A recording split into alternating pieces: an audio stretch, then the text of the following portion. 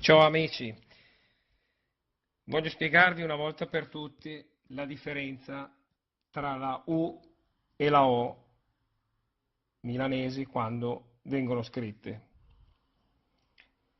La U si scrive O, quindi se io devo dire la but, la tour, il creditor, quella U lì si scrive O.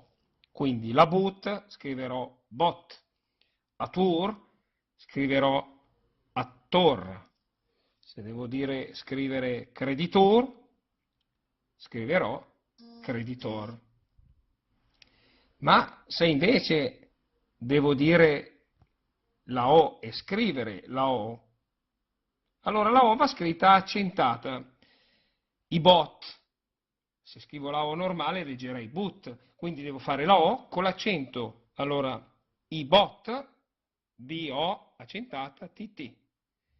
I don, scriverò don, ma con la O accentata, altrimenti leggo dun. La fossa, fossa, con la O accentata, perché se non metto l'accento si leggerebbe fussa. Speri deve sta ciara se, si è quei cose che le minga ciar, fai messa a me. Ciao ciao!